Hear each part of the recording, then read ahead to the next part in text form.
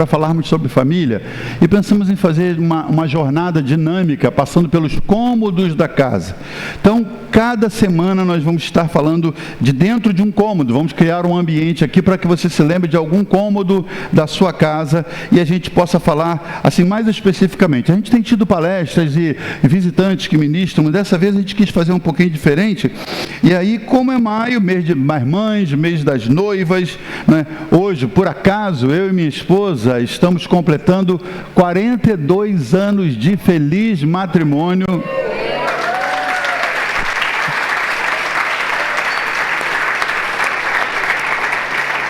Ontem ela completou mais um ano de vida, 67 anos de vida, incríveis 67 anos de vida, não é? Não parece, eu sei disso, mas 67 anos de vida e hoje completamos 42 de casados. Então esse é um mês especial, mês da família, mês das noivas, mês de muito casamento, e nós vamos fazer isso, aproveitar para falar de família, aproveitando os cômodos de uma casa. E cada cômodo, irmãos, tem suas peculiaridades. A gente vai querer usar isso para comentarmos juntos sobre a vida familiar. E a Copa, nossa intenção hoje foi de criar uma Copa. Então, é na Copa que as refeições aconteciam, pelo menos, não é? Hoje é um com prato na sala assistindo televisão, outro no quarto na frente do laptop, outro com celular na varanda, outro em pé na cozinha, conversando. Mas a Copa, ela primordialmente foi criada para isso, para que as refeições fossem servidas ali e também onde as crianças fazem o seu dever, estudam. Pelo menos eu cresci nesse ritmo, não é? A gente não tinha um quarto de estudos, como hoje algumas crianças têm. A gente comia à mesa e depois separava um canto para pegar o livro na estante, os cadernos e fazer o dever. Havia uma rotina, não é? Onde a gente se acostumava. E a mesa sempre a gente comia em família. As famílias que tinham dificuldade porque o pai trabalhava fora, geralmente criavam uma regra de pelo menos uma vez por semana ter uma refeição com a família toda. Hoje, esse hábito está muito desgastado, ele foi sendo desconsiderado, mas a Copa, o lugar das refeições e dos estudos, continua sendo um lugar de reverência, e a gente quer falar sobre isso. É o lugar onde o tempo é compartilhado, onde as refeições e os estudos acontecem, onde a comunicação cresce, onde um espaço acolhedor se manifesta para que os membros da família se conheçam. E a mesa, apesar de alguns estudiosos dizerem que não se deve falar comendo, não é? Mas, assim, eu cresci comendo à mesa e falando. Não sei se era assim na sua casa. Você comenta, você fala, não é? Passa aí o queijo e me dá uma colher e tal. Com menos formalidade na sua casa, você tem menos formalidade, mas era o lugar onde você crescia e você comentava com os irmãos. O lugar do pai sempre estava reservado, não é? Alguém pode achar, mas isso é uma bobagem. Mas é interessante que o pai saiba que a cadeira dele vai estar reservada para que os filhos se dividam a mesa, poucos ou muitos, mas a Copa servia para isso, para ser um lugar de reunião, conexão e tempo compartilhado. E isso tudo tem a ver com a vida em família. Se você não gasta um tempo à mesa com sua família, que horas que sua família se reúne para a comunhão? Se cada filho faz o dever num canto da casa. E é por isso que a educação está tão prejudicada, porque a criança faz o dever, não, a criança, o adolescente faz o dever com a televisão ligada. Como pode concentrar num dever de matemática, por exemplo, com a televisão passando um filme que ele gosta, ou um programa, uma programação que ele aprecia, né? Como é que o cérebro se divide para ouvir o que está passando na televisão e os olhos focarem no que o caderno exige? A ciência contraria essa capacidade, principalmente nos meninos, que têm cérebro mono. As meninas têm cérebro estéreo. Elas estéreo, não é estéreo, que consegue fazer duas coisas ao mesmo tempo, né? Mulher assiste televisão, capítulo da novela, balança o carrinho com a criança, mexe a panela e ainda fala no telefone. Não, foi sim, e não bagunça nada, faz as quatro coisas juntos. O homem, se ele for balançar o carrinho e ver a televisão, ele para de mexer, ele fica mudo no telefone e olhando para o jogo. Até passar o lance, ou até o cara, parou aí, o que caiu a linha? Não estou vendo, estou falando. Mas a criança aqui já chora, porque ele já parou de balangar o carrinho, né? O cérebro do homem é mono, ele não consegue fazer duas coisas ao mesmo tempo. E as mulheres fazem mais de duas. Então, como é que a mente de um menino, por exemplo, pode assistir um programa de TV e fazer o exercício que a escola pede? Então, a mesa da Copa traz para nós a ideia de que a casa continua sendo um palco de crescimento, de conexão e compartilhamento de ideias. É ali que se conhece, é ali que a família se reúne. E nós vamos ver isso, que a cada dia a gente vai desprezando mais as copas.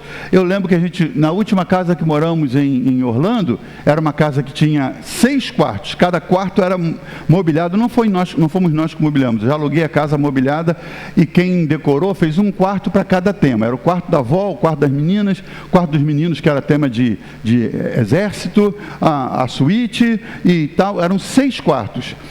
E tinha uma sala de jantar, que ela ficava logo na entrada da casa, linda, e nunca usamos.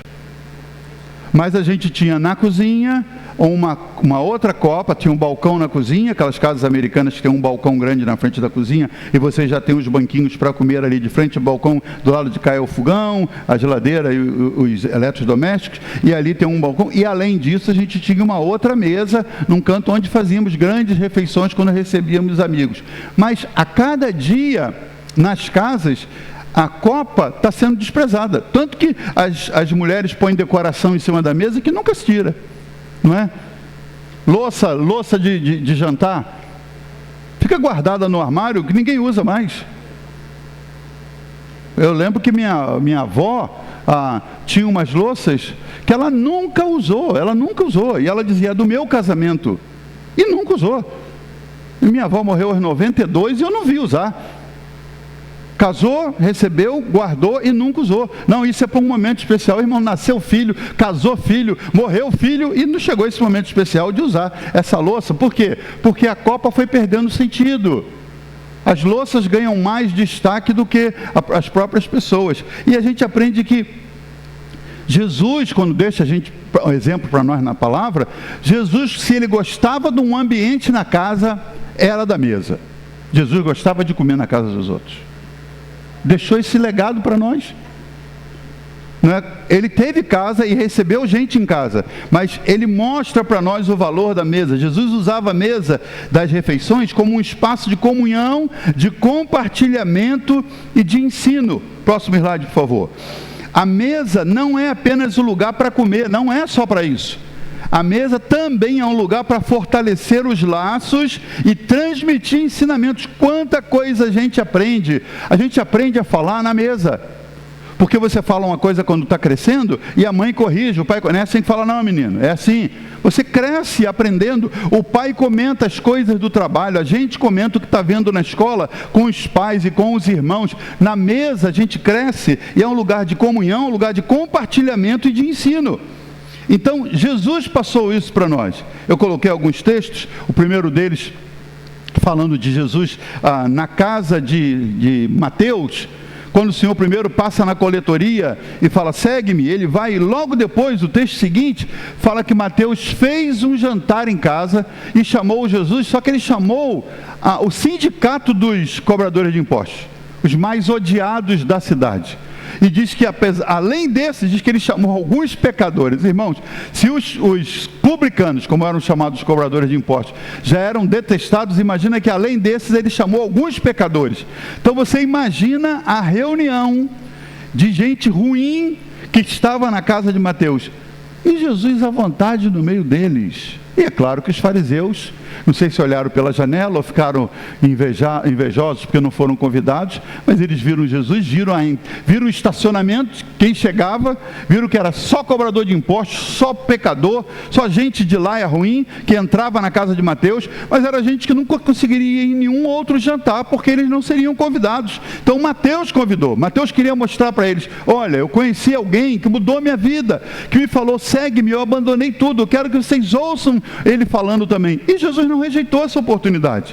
Ele não foi santo demais para dizer, eu não posso me macular no meio dessas pessoas que não merecem a minha atenção. E quando ele foi criticado pelos fariseus, dizendo, olha, falaram para os discípulos, o mestre de vocês se mistura com essa gente. Jesus falou, mas os médicos vieram para os doentes e não para os que estão saudáveis.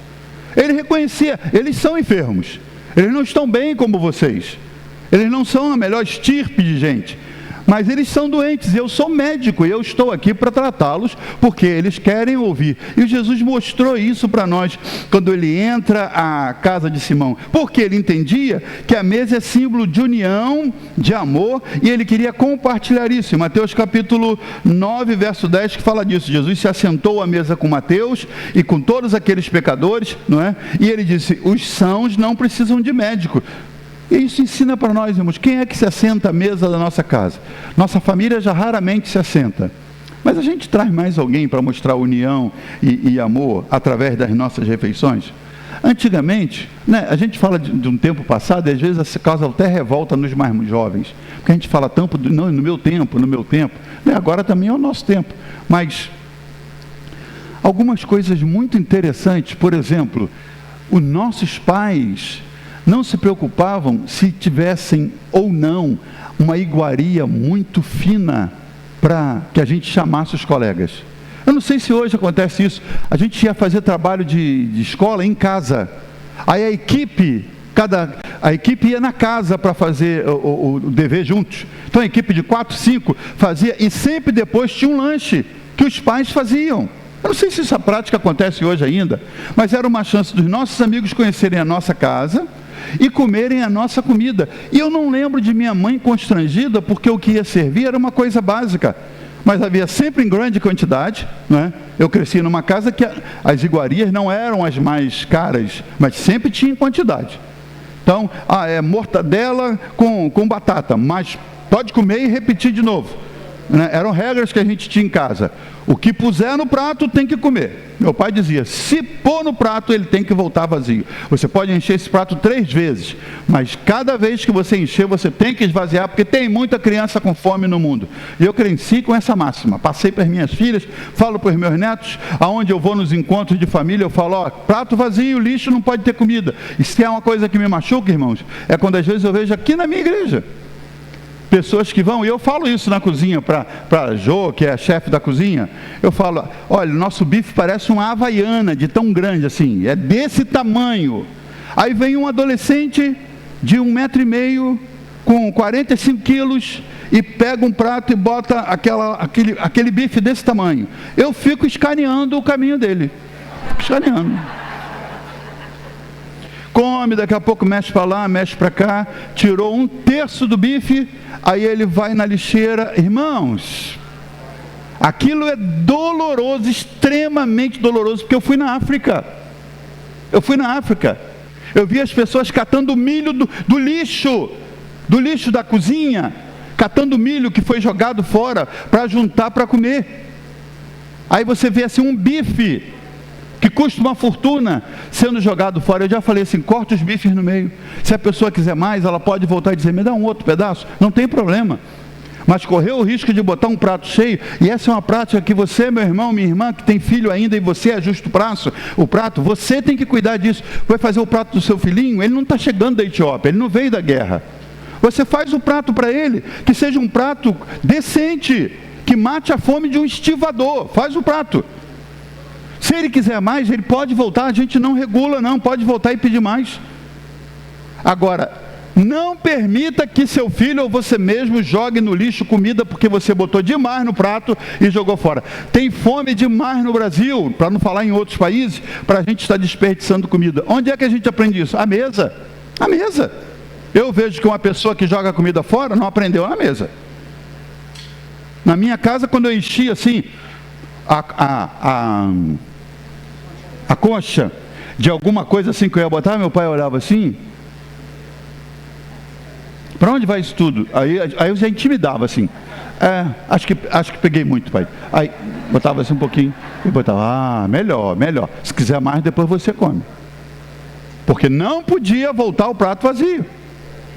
Onde é que se aprende isso? À mesa. mas as mesas estão desocupadas nas casas. Mesa é símbolo de união, de amor e de conexão. Lázaro também recebeu Jesus em casa em Betânia, com Maria e Marta. E o texto que está em João capítulo 12, mostra que Lázaro havia ressuscitado, então ele era a propaganda do jantar. Maria servia, Marta servia, como ela sempre gostava de fazer, e Maria surpreende e transforma aquele jantar no mais perfumado, no excentricamente, essa palavra existe, né? Excentricamente perfumado, quando ela traz um perfume de nardo puro, que só se conseguia lá no alto do Himalaia. Ela conseguiu aquele perfume, e ela vem, derrama sobre o Senhor, e ela enxuga os pés de Jesus com seus próprios cabelos. E o que aconteceu naquele jantar na casa de Betânia, na casa de Marta, Maria e Lázaro? Toda reunião como essa, irmãos, onde há uma demonstração escandalosa de amor, sempre tem um Judas por perto, para achar algo melhor para fazer com aquilo que foi dado para Jesus.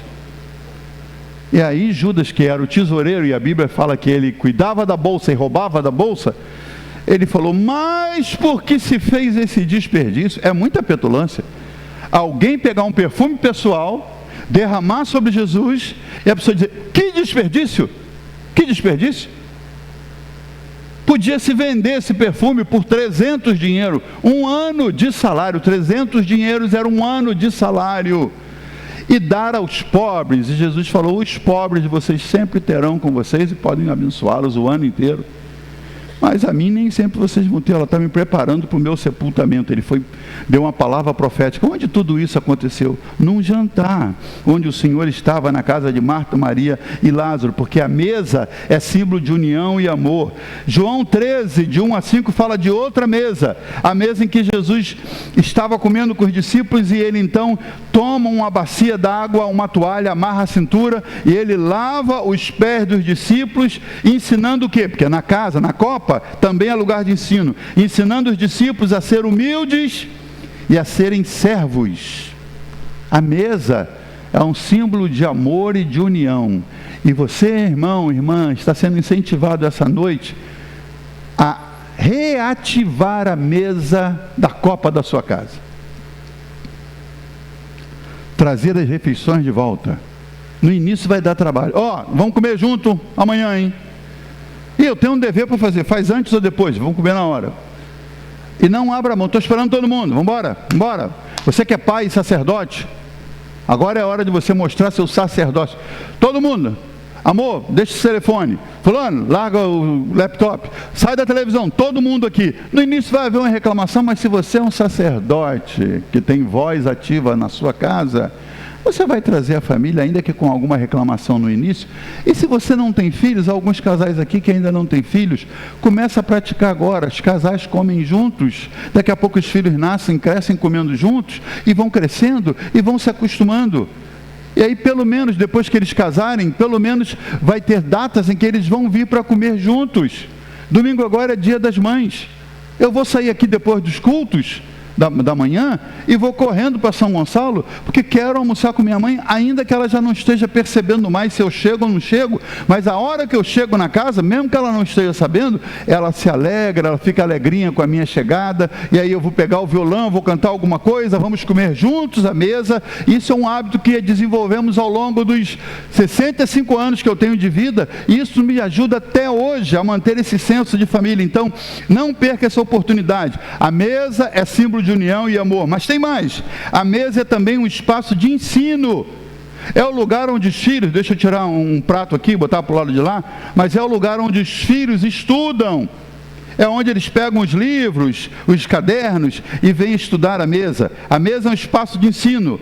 Lucas capítulo 14, verso 15 a 24, fala da parábola do banquete, onde o Senhor ensina, usando uma mesa, sobre a importância de convidar pobres e excluídos para o nosso convívio. E as casas de hoje não recebem mais quase ninguém de fora. Deixa eu perguntar, se você não precisa responder, mas é só para você refletir. Qual foi a última vez que na sua casa você recebeu algum estranho para comer com a sua família? Eu estudei com o pastor Caio Fábio e admirava tremendamente as lições que ele passava para nós nos anos 80. E uma das coisas que ele contou que nos cativou é que o pai dele tinha uma amante. E depois de muitos anos com essa amante, a mãe dele sabia, depois de muitos anos,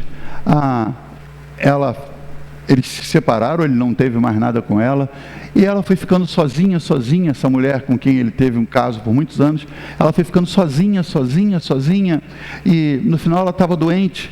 E aí, numa noite, numa refeição em família, na casa do Caio, com o pai, a mãe e os irmãos, a mãe ficou sabendo que a mulher, que era sua rival, estava sozinha na sua casa e enferma. E ela mandou buscar.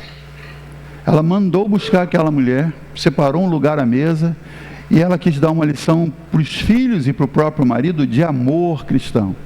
Ela falou, ela é uma mulher sozinha, errante na vida, e agora morrendo sozinha, e trouxe, e disse, você está perdoado e você é bem-vinda à nossa mesa. A gente ouve um caso e fala, palmas para ela, olha que coisa linda. O negócio é, a gente faria isso na nossa casa, irmão. Chamar alguém desses excluídos, desses pobres, que não tem nada a ver conosco, para virem à nossa casa. A Bíblia fala que nessa parábola, o Senhor, representado por um patrão rico, tinha um banquete para realizar e chamou os empregados e disse, leva esses convites aqui para os ricos que jogam golfe comigo, que vão nas festas comigo, manda convidá-los. E mandou os convites. E no dia da festa, os empregados disseram para o patrão, aquele fulano falou que ele comprou uma junta de bois e não vai vir agora. Quem é que comprava junta de bois de noite, sem luz a mercúrio, sem a iluminação que nós temos hoje? Hoje em dia você compra um boi, tem que ser de dia. Pode até ser de noite por causa da iluminação que nós temos. Naquela época não dava. Você nem achava o boi no pasto. Mas ele deu a desculpa. Foi ver um boi que ele comprou. O outro falou que estava casando, ia fazer não sei o quê. As desculpas eram esfarrapadas. Ele se aborreceu porque ele tinha uma mesa pronta, ele tinha boa comida e não tinha pessoas à mesa. Então ele diz para o empregado, vai para os becos, vai para a cidade, traz os mancos, os aleijados, os excluídos, os pobres, os que não estavam na lista, força-os a entrar, para que a minha casa se encha. E essa é uma palavra que mostra que o Senhor, que é o dono da casa, ele quer a casa cheia.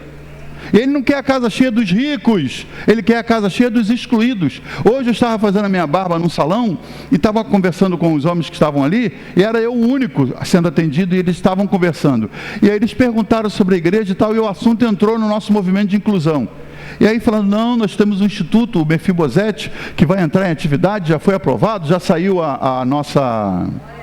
o nosso alvará já saiu, e a gente pode funcionar agora recebendo famílias de autistas e de outras necessidades especiais e tal. E aí ele falou assim, mas isso é muito diferente. Eu falei, é verdade. Falei, e dá muito trabalho. Falei, você atender famílias que às vezes estão excluídas porque tem um filho que as impede de saírem para ir na igreja, porque o filho depende de atenção o tempo inteiro, e a igreja está se mobilizando para que essa criança tenha lugar onde ela receba ensinamento, e a mãe e o pai possam assistir um culto e serem abençoados. Isso é chamar para a mesa os excluídos. É o que Jesus nos ensinou. Não estamos fazendo nenhuma novidade, não, irmãos. Estamos apenas fazendo o que Jesus fez e que está contado e que é contado nesse texto de Lucas capítulo 14. Sai pelas ruas e traz aqui os aleijados, os mancos, os excluídos, os pobres, os que não têm vaga em nenhuma mesa, os que não são convidados a nenhum banquete. A igreja do Senhor tem que aprender a fazer isso. E como é que a gente começa a aprender isso? É na nossa mesa em casa. É recebendo gente que... esse tipo de gente não, meu Deus, minha casa tão arrumadinha, tão cheirosa. Você trazer um bêbado dentro de casa é inconveniente. Pode derrubar coisas, o próprio cheiro, ele vem exalando a bebida que ele consome, e aí você trazer para o seu ambiente purificado, sagrado. Mas é na mesa que a gente demonstra o amor do Senhor. A mesa é um espaço de ensino, de mostrarmos que nós aprendemos com Jesus, aquele que nos ensinou nessa história, dizendo que os pobres, os excluídos, eles têm que ter lugar na nossa mesa. E aí eu repito a pergunta, qual foi a última vez? A última vez que você levou para dentro da sua casa, para a sua mesa, alguém completamente excluído. Lucas 22:14 fala de outra festa, de outra mesa, na última ceia.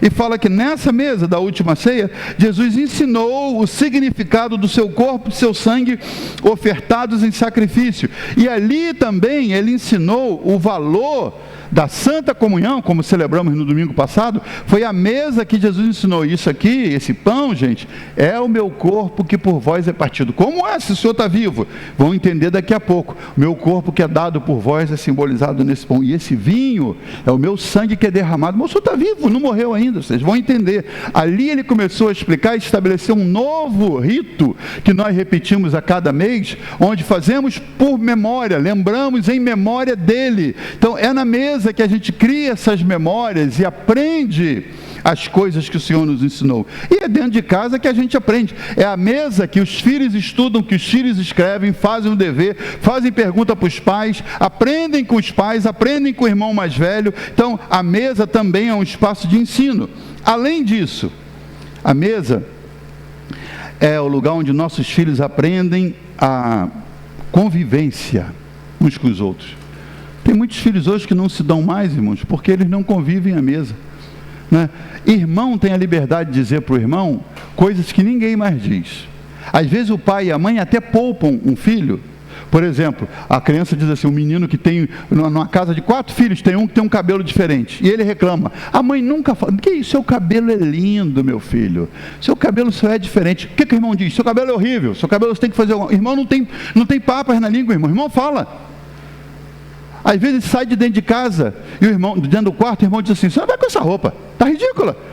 Aí ele olha assim, a mãe diz, que isso, está ridículo, mãe, está ridículo. Irmão diz, e ensina o outro irmão a se arrumar, a se ajeitar, a pentear o cabelo. Que coisa, escovou dente hoje? Não, que isso, seus porcos, volta lá e escova esse dente. A mãe às vezes fala, meu filhinho, você que pasta você está usando e tal. O irmão fala, vai lá escovar esse dente. O irmão fala, você está com o negócio agarrado no dente. O irmão fala.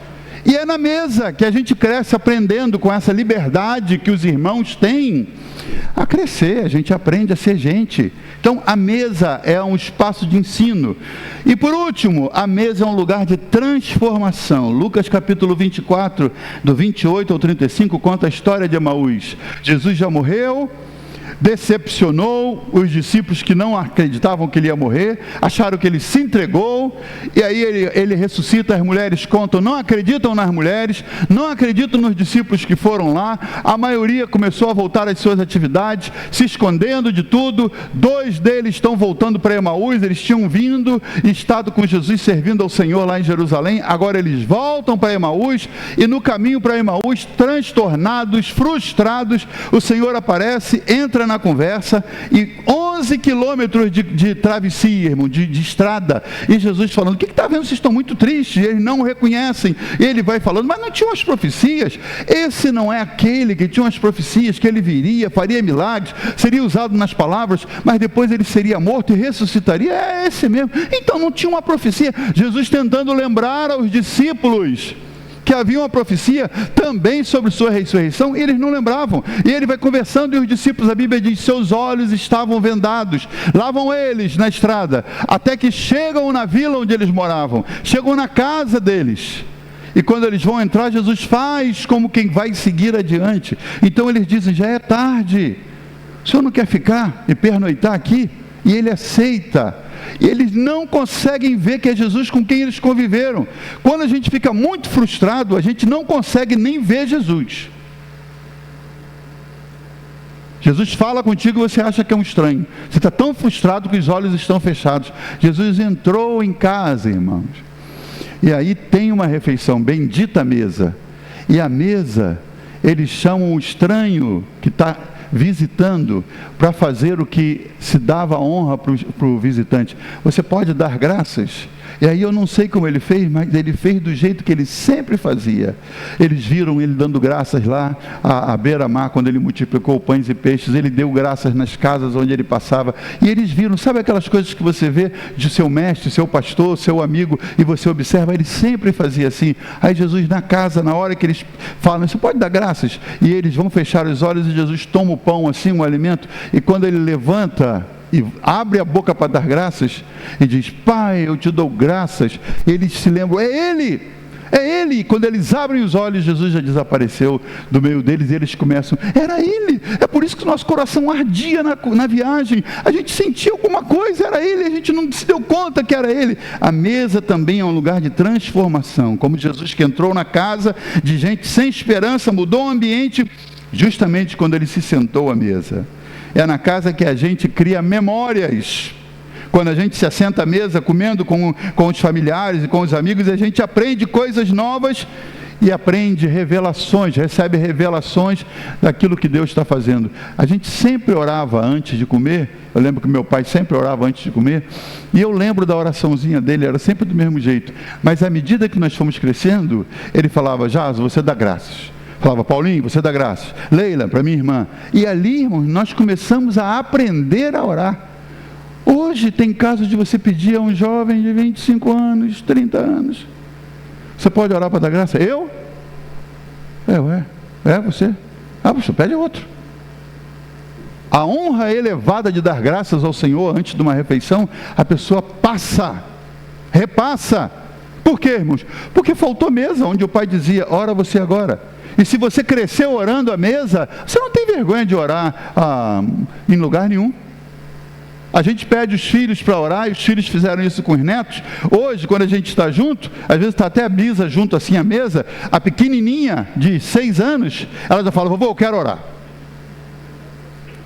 E às vezes a gente fala: não, hoje é o Zion. Ela fala: não, eu quero orar. Não, hoje é o Zion. Porque a gente quer que cada um ore, e cada um ora de uma maneira tão linda, tão especial, pedindo por coisas diferentes. Onde é que aprende isso, irmão? É a mesa. Ah, pastor, eu não tive essa chance. Meu pai não era cristão, ou meu pai não ligava para esse negócio de comer à mesa e tal. Você tem chance ainda, irmão, começa agora. Começa agora, daqui a um mês você está craque em oração por alimentos. Começa a orar agora. Toda a refeição. Junto o povo, vamos orar. E aí faça uma oração. No início ela vai sair meio atrapalhada. Sabe, aquela oração que você mistura Deus, Jesus, Espírito Santo, você pede para todo mundo. Aquela oração que a gente não peca em fazê-la, mas não deveria fazê-la, sabe? Ó Jesus, eu te agradeço, Deus, porque Senhor, ó Espírito Santo, tu estás aqui nessa mesa. Jesus amado, abençoe esse alimento. Ó Deus, vem, irmãos. Deus fala: é comigo. Não, é contigo, filho. Não, Espírito Santo, é comigo agora. Escolhe um. Aí como é que é para orar? Jesus falou: vocês querem aprender a orar? Então quando vocês orarem, digam: Pai nosso que estás nos céus. E termina dizendo: em nome de Jesus. Ele disse: falem com o Pai em meu nome, que Ele vai ouvir. Então ele continua, a receita continua funcionando. Fale com Deus. E no final você simplesmente diga: em nome de Jesus, não é que é o Filho de Deus, amém. Começa orando por pão e manteiga, irmão. Daqui a pouco você inteira pelo macarrão, pela carne. Daqui a pouco você está fazendo orações clássicas, que as pessoas vão dizer: caramba, eu quero comer na casa dele, porque a oração, a comida pode não ser nem tão boa, mas a oração é tão interessante, ela é tão envolvente, porque a mesa é um lugar de transformação, um lugar onde revelações acontecem. Os discípulos se lembraram de Jesus ao vê-lo fazer aquilo que já tinham visto outras vezes. O que nossos familiares sabem sobre Jesus, para reconhecê-lo, vai acontecer a partir da mesa. E aí termino dizendo: os filhos precisam ter uma rotina em que eles comam à mesa com seus irmãos, com seus pais. Eu vivo sozinho, eu sou mãe solo, tenho um filho só e tal. Ore com ele sozinho. Pastor, lá em casa um sai para a escola, a mulher sai para o trabalho, eu saio no outro horário. Irmão, se você quiser, você vai ter que fazer um esforço. Você vai inventar um horário. Não, pastor, 7 horas da manhã já não tem ninguém em casa. Às 6 tem? Tem. Faz um café às 6 da manhã com todo mundo. Isso vai dar trabalho. Irmãos, nós já sabemos que o que dá trabalho pode ser vencido se for uma prioridade para nós. Vocês viram a crítica sobre o show da Lady Gaga? Jovens que não querem ficar numa fila para fazer uma matrícula para uma escola. Jovens que não querem ficar numa fila para pegar um lugar para uma receita. Jovens que não querem ficar numa fila para assistir um culto.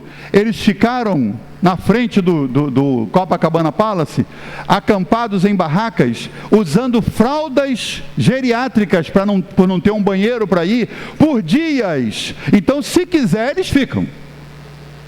Ficaram lá na frente, esperando para ver uma mulher que nem os conhece, que não os vai conhecer, que não quer saber deles, mas enquanto ela não apareceu na janela, eles ficaram ali de vigília, o tempo inteiro, sem comida, alguns levando comida na bolsa, para poder esperar uma mulher que eles admiram. Então, quando você às vezes disser para o seu filho assim, preciso que você vá para a fila do INPS, lá, do INSS, às 5 da manhã, não, vai sim, se for para um show, tu vai. Vai ter matrícula na escola, tem que ir para lá para passar a madrugada. A madrugada leva um agasalho, leva uma cadeira, fica lá. Quando for prioridade, você faz. Então, se é prioridade para você juntar a família à mesa, qual é a hora que está todo mundo em casa? 6 da manhã, ok? 6 da manhã você entra no quarto, meus pimpolhos, meus filhos queridos, vamos levantar, já preparei a mesa, tem café, tem suquinho, tem leitinho, tem tudo lá. Eles vão vir, pai, quem senta aí, vamos comer junto. Daqui a um mês, irmãos, daqui a 1 ano, daqui a 10 anos, quando eles se lembrarem de você, vão dizer, meu pai, vão fazer como eu estou fazendo hoje, meu pai acordava a gente 6 da manhã para a gente tomar café, mas era uma delícia, a gente tomava café, a gente ria, a gente festejava, depois que saía cada um para o seu lado. Agora, se hoje você quer ser vencido pela rotina do mundo, e não implantar uma rotina sua, abençoada dentro da sua casa, você não vai ter memórias para lembrar daqui a pouco. A mesa é um lugar de transformação. E eu anotei algo que vem de um material americano, uma enciclopédia chamada Our Children, Nossos Filhos, volume 25, diz assim: crianças precisam de um lugar cômodo, tranquilo e bem iluminado para fazerem os deveres. Não é no sofá da sala, nem assistindo televisão, nem sentado na beira da cama, nem na varanda. Não, a menos que seja um lugar onde eles fazem um dever. Crianças precisam de um lugar cômodo, tranquilo e bem iluminado para fazer dever. Não é na perna, que aí amanhã a professora pergunta, que letra é essa? Não, que eu fiz rapidinho na perna. Onde estava esse pai, essa mãe? Diz mais, que as crianças têm que fazer o dever sem distrações que roubem a atenção. Não pode ter TV ligada, não podem ter pessoas conversando ao redor, nem outras crianças brincando. Como é que ele faz o dever aqui, irmão? Com o irmãozinho dele brincando ali. Ele faz o dever olhando, irmão. Deixa isso aí, pega não, viu? Pega não. Tá. Aí volta, onde eu estava. Você imagina que dever que é. Aí você vê os estudantes que nós temos. Os níveis, as respostas. Pega as pérolas do Enem, irmãos, você vai morrer de rir. As respostas das redações são ridículas, são hilárias. Onde aprenderam isso? Não aprenderam. Sem distrações que roubem a atenção, nada de TV ligada, de pessoas conversando, de crianças brincando ao redor.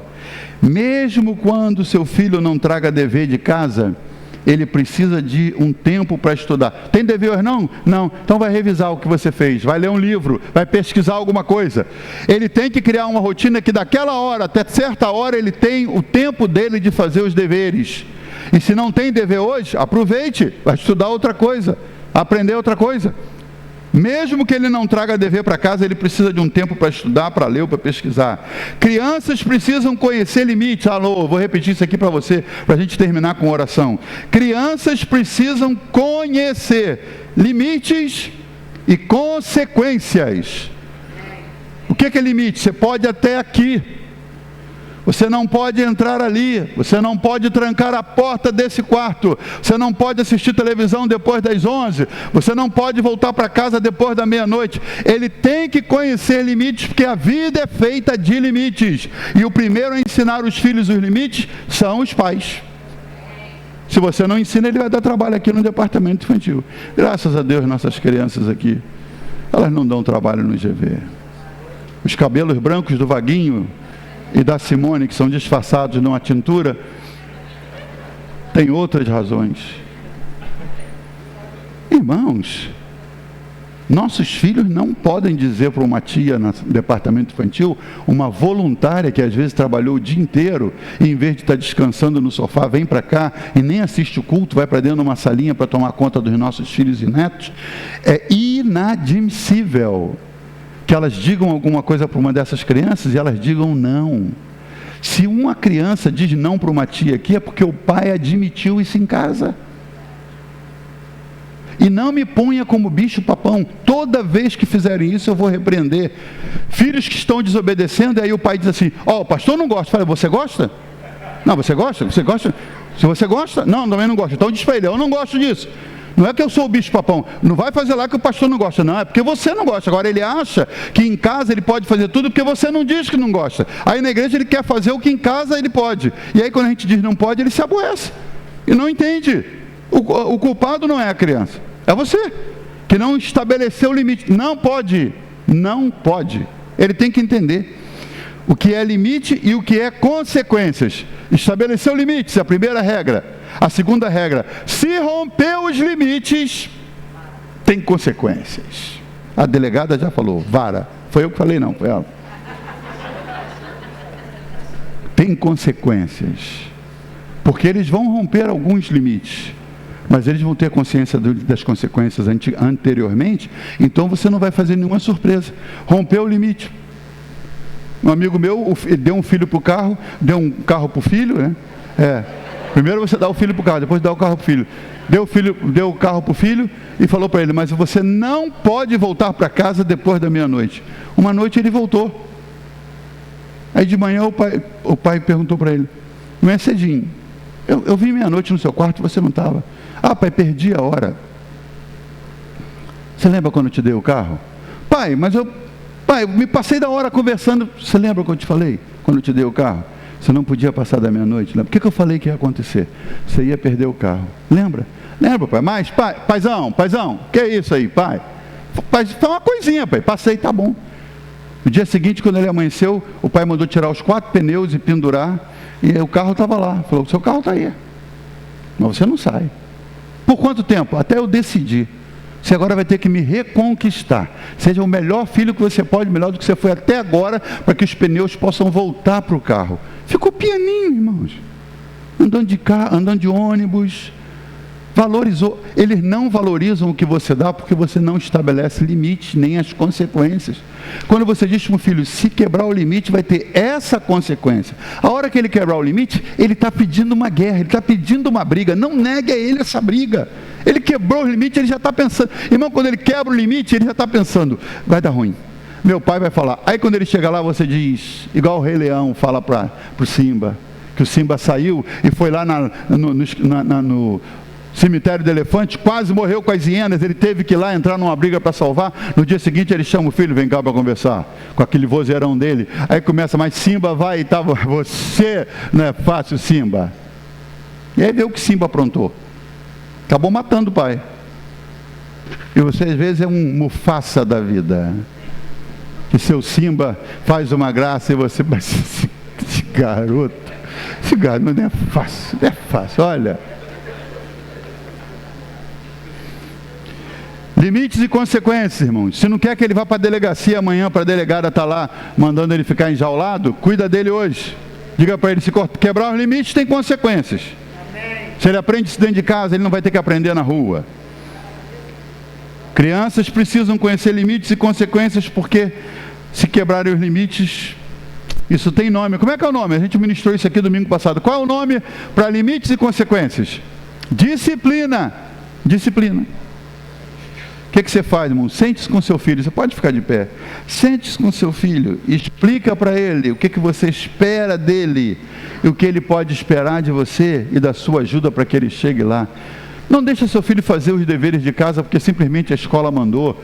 Chama ele e diz, meu filho, deixa o papai falar com você. A escola vai mandar dever quase todo dia, se não todo dia. E você vai ter um horário, papai vai arranjar um canto para você estudar que é só seu. Ninguém vai te perturbar. Você vai fazer seu deverzinho ali. Olha só a orientação. Faz o seu dever ali. E você vai fazer o dever e vai tirar nota boa. Vai ser um aluno nota 10. E vai contar comigo. Quando você não souber, eu vou te ajudar. Vou dar um jeito de você aprender a fazer. E você vai fazer. E você vai se tornar um grande homem. E vai ser ilustre, brilhante. Vai ser uma referência. E conte comigo. Eu pode esperar a minha ajuda para isso. E quando ele te procurar, e você estiver morto e cansado, dizer, pai, eu não entendi isso aqui, dá seu jeito, se vira, explica. Quando eu cheguei nos Estados Unidos, o que falava inglês era eu, irmãos. E falava isso aqui. Mas as meninas foram para a escola, 8 horas de escola por dia. Daqui a pouco já perguntava um negócio, Não acha que é assim não, pai. Foi passando os dias, daqui a pouco começaram a notar que era eu que precisava de ajuda. E desde então, quando eu tenho minhas dúvidas hoje, a gente liga lá no 0800 e diz, Aninha, como é que faz isso? Ingrid, como é que escreve isso aqui? E tal. Paguei, fui trabalhar para você estudar, agora está na hora de você me ajudar. Mas teve a época de eu ajudá-las lá e dizer, como é que é isso? Meu Deus, me ajuda aqui. Espírito Santo ajuda, revela que eu tenho que dar ajuda para essas crianças e eu não sei também fazer isso. Como é que faz isso? Mas se ele vê que se eles prestarem atenção de que você está disposto a ajudá-los, eles vão se sentir incentivados a estudar, a crescer e serem bênçãos. Aí nós vamos ter muitos médicos, muitos delegados, astronautas, embaixadores, gente de Deus, missionários, pastores, professores, aqui nessa igreja. Eu creio nisso, se crê, diga amém. Eu quero orar por sua família agora.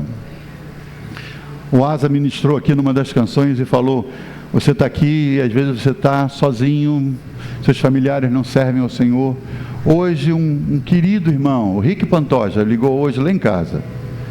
Minha família conhece, ligou lá em casa hoje e a gente não se fala há muito tempo, é um músico conhecido e um amigo querido, e ligou, ele estava na porta do mercado comprando os itens para fazer o almoço. Ele falou, mas eu tinha que falar contigo e tal, e começou a falar, e ele conhece todo mundo pelo nome, e aí ele perguntou, e como vai a Ingrid, como vai o Marcelinho, como vai a minha sogra, como ele pergunta a todo mundo, e a Ângela e tal. Eu falei, hoje estamos fazendo 42 anos, ele falou, Jaso, que bênção, caramba, e 42 anos e tal. Ele vai fazer 40 daqui a um tempo também, daqui a uns meses, em agosto. E a gente conversando e tal, aí ele falou, 42 não é fácil não. Eu falei, mas minha alegria, Rick, é aquilo que o apóstolo João falou, não tenho maior prazer do que saber que todos os meus filhos estão na verdade. Que lá em casa, na minha casa, minhas filhas, meus genros, que são filhos, meus netos, estão todos envolvidos na casa de Deus. Igualmente meus irmãos, minha cunhada, casada com meu irmão, que minha irmã já é viúva, e os sobrinhos, todos envolvidos, meus cunhados, não é, minha sogra, todos os filhos e genros e noras, tudo na casa de Deus, e os sobrinhos. Então a gente tem motivos para festejar e agradecer a Deus, mas eu sei que nem todos aqui podem dizer isso hoje. Minha casa e eu serviremos ao Senhor. E o texto que nós separamos para essa meditação das 4 quartas-feiras é eu e minha casa, baseado no texto de Josué 24:15, onde ele diz assim, no final da vida, depois que saiu do Egito, depois que cruzou o deserto por 40 anos, agora ele entrou na terra prometida. Na hora que ele está chegando no final da sua vida, ele diz para o povo de Israel, que agora está na terra prometida, ele falou, vocês têm que decidir se vão seguir aos deuses do Egito ou aos deuses que serviram seus pais. Agora, eu e minha casa serviremos ao Senhor. Ele não falou, eu vou fazer uma enquete, vou perguntar à minha mulher, meus filhos, o que eles querem. Ele falou, eu e minha casa. Meu irmão, você está aqui hoje? Diga amém, você está aqui?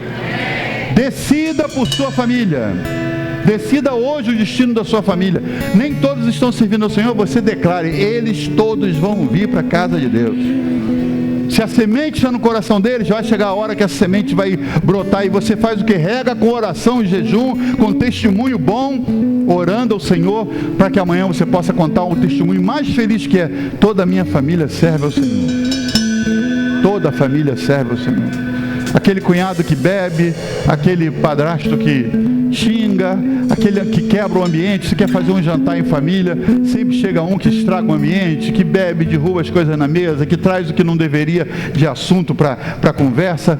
O Senhor tem um plano com ele também, você tem que continuar orando. Nós queremos orar por isso, queremos declarar que na mesa da sua casa você vai preparar a mesa para que você possa reunir a sua família inteira. Salmo de número 23 tem um versículo que diz assim, preparas uma mesa perante mim. O seu pastor prepara uma mesa perante você para que os seus inimigos assistam à sua vitória. E essa é uma declaração que você tem que dizer, meu Senhor, que é meu pastor, vai preparar uma mesa e eu vou ajudar nisso, para que os inimigos vejam toda a minha família servindo ao Senhor e a vitória na minha casa. Você quer essa vitória na sua vida? Então vamos cantar e depois nós vamos terminar orando. Vamos cantar ao Senhor. Ele entrou em casa, Ele está na mesa, Ele nos observa, sabe que o esperamos, e ao partir do pão, os nossos olhos se abrem,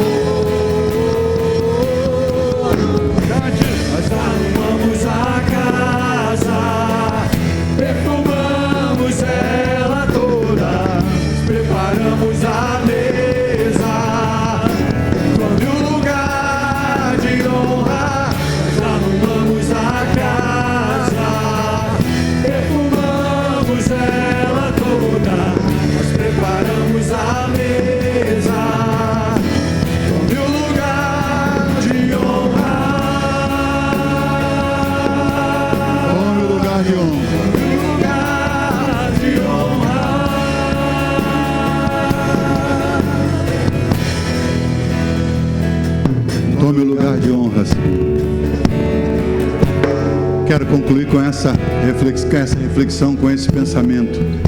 Não adianta você comprar uma mesa nova amanhã nas Casas Bahia, uma toalha bonita, comprar prataria chinesa, e você não dar um lugar de honra para Jesus à sua mesa.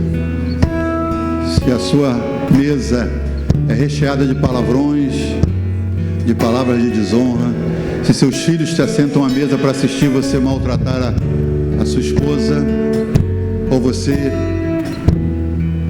desconfigurar seu marido como líder da casa, como cabeça do lar, não espere que o Senhor esteja a essa mesa.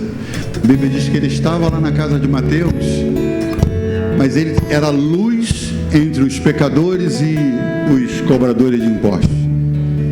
Você precisa na sua mesa, na sua casa, trazer Jesus e dar-lhe o lugar de honra. Diz: Senhor, sente-se aqui. E seus filhos precisam entender isso. O Senhor está na casa. Começando pela copa, ele está sentado à mesa, ele participa, ele recebe as ações de graças que vocês dão na hora da refeição.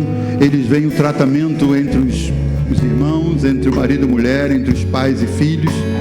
Depois, nos outros cômodos que vamos estar estudando, eles vão ver que o Senhor está no quarto, o Senhor está na cozinha, o Senhor está na sala, o Senhor está no tempo de diversão, de entretenimento. Se o Senhor estiver na casa, diz o Salmo, se o Senhor não edificar a casa, em vão trabalham os que a edificam. Não basta você edificar a casa se o Senhor não estiver presente. Leva Jesus para casa hoje, põe Ele na mesa, chama Ele para estar presente. Está faltando alguma coisa? Ore que, Senhor, está faltando, a gente gostaria de comer isso ou aquilo. Senhor, a gente precisa ter mais, a gente precisa disso ou daquilo. Ensine os seus filhos a clamarem ao Senhor pelo que falta e agradecer pelo que sobra. Dê um lugar de honra ao Senhor. Aí essa canção vai ter sentido na sua casa. Levante as suas mãos assim, ó. Põe as suas mãos em concha, Senhor. Põe aí nessa concha, simbolicamente, os familiares que não servem a Jesus ainda. Isso, junta as mãos aí, ajuda seu cônjuge aí, seu irmão do seu lado a juntar irmãos assim, isso. Põe aí esse familiar, esse filho distante, esse desviado da família. Põe aí. Ó Senhor, nessa noite nós terminamos essa reunião com ações de graças por aqueles que estão aqui na tua casa, às vezes dando trabalho, às vezes incomodando, mas servindo a ti na tua casa, ouvindo a tua palavra. Aqui a palavra entra no coração, ainda que eles sejam resistentes. Aqui eles ouvem, eles cantam, eles louvam, eles comungam, Senhor, eles têm comunhão com outros amigos. Mas e aqueles que não vêm, Senhor, que são resistentes, que amam a tua casa, mas perderam o caminho da tua casa e hoje não conseguem vir? Nós queremos declarar que essa noite, Senhor, eles sejam visitados por ti, num sonho, numa visão, Senhor, num susto. O Senhor sabe como alcançar o coração. Nós queremos dar liberdade para que o Senhor toque, mova, alcance, traga. O Senhor tem os teus anzóis. O Senhor, como um bom pescador, sabe colocar um anzol na boca e puxar devagarzinho essa linha, de modo que ele venha arrastado até o barco. O Senhor sabe, nós te damos a liberdade para fazer isso. E às vezes temos tanta pena dos nossos queridos que não queremos nem que o Senhor toque para abençoá-los. Mas essa noite nós estamos dizendo: toca, Senhor, e traz. Traz através de uma enfermidade, traz através de um susto, traz através de uma visita, traz através de um filme, traz através, Senhor, ó Deus, de alguma coisa que mova o coração deles. Mas nós queremos que eles estejam na tua casa. Nós queremos que a nossa casa te sirva, Senhor, que a nossa casa inteira, como disse Josué, eu e minha casa servimos ao Senhor. Que essa oração seja respondida e teus filhos tenham um testemunho para contar em breves dias. Nós declaramos isso. Abençoamos a mesa de cada um, que tenha comida farta, mas que tenha alegria, comunhão, Senhor, e a tua presença sendo honrada em cada casa. Nós declaramos os palavrões desaparecendo, Senhor, as desonras, o desentendimento saindo, entrando a paz, a harmonia, a graça, a comunhão e a tua presença. Nós te agradecemos por tudo isso, no nome de Jesus, agora e para sempre. E todo o povo de Deus diz amém. Quem disse amém, aperte a mão do vizinho e diga: Deus abençoe sua família, sua casa.